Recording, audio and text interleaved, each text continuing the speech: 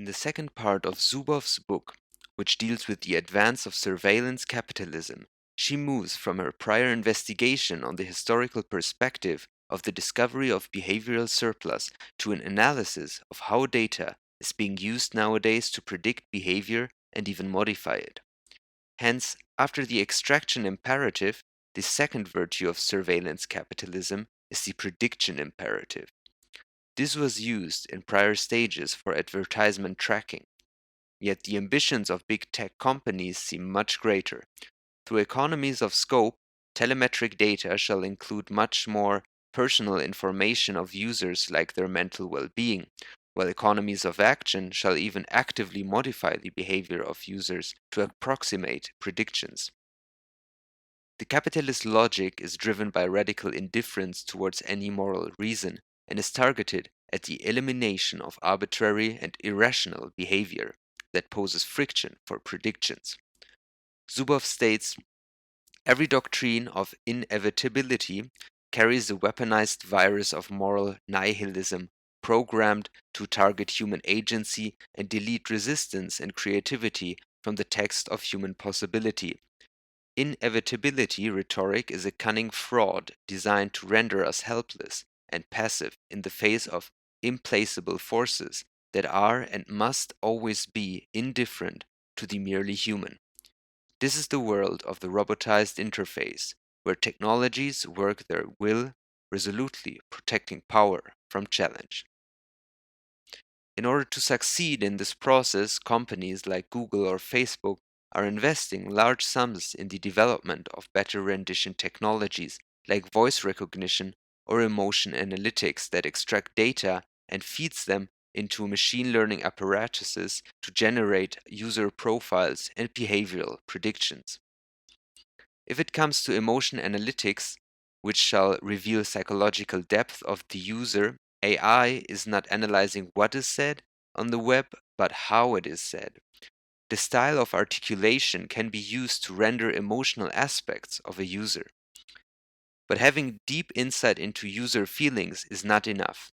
They must be used as a platform to provoke, reinforce, and suggest behavior that approximates predictions.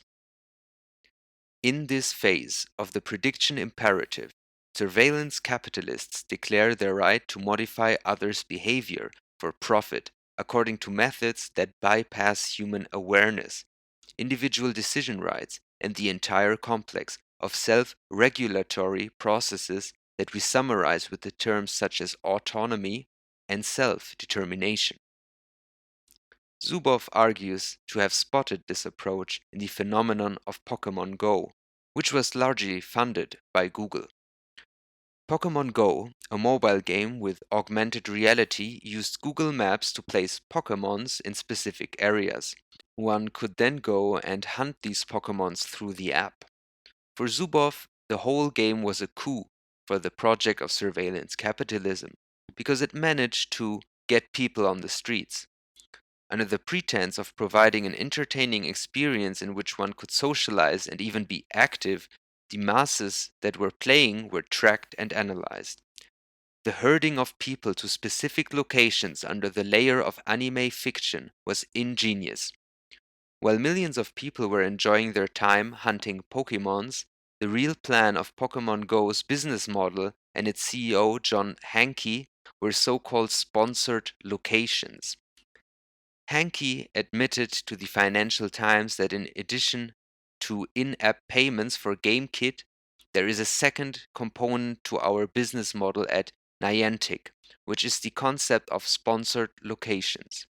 He explained that this new revenue stream had always been in the plan, noting that companies will pay us to be locations within the virtual game board.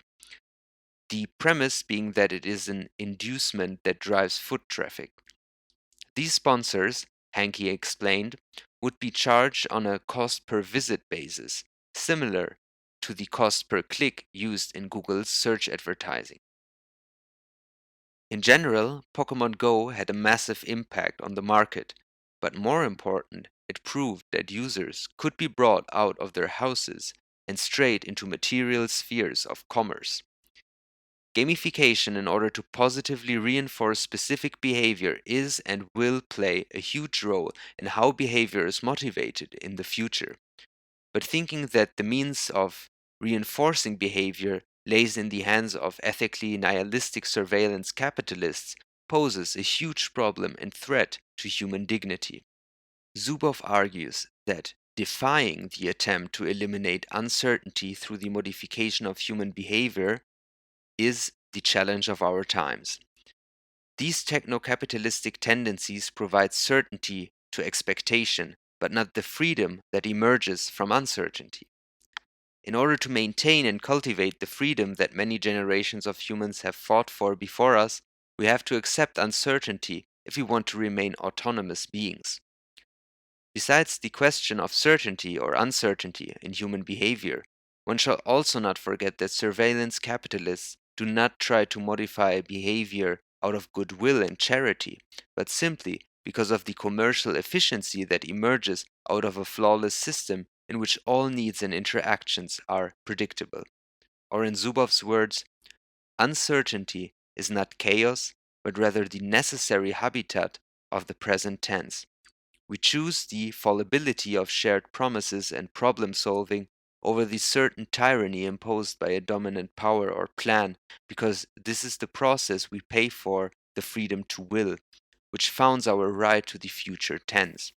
In the absence of this freedom, the future collapses into an infinite present of mere behavior, in which there can be no subjects, no projects, only objects.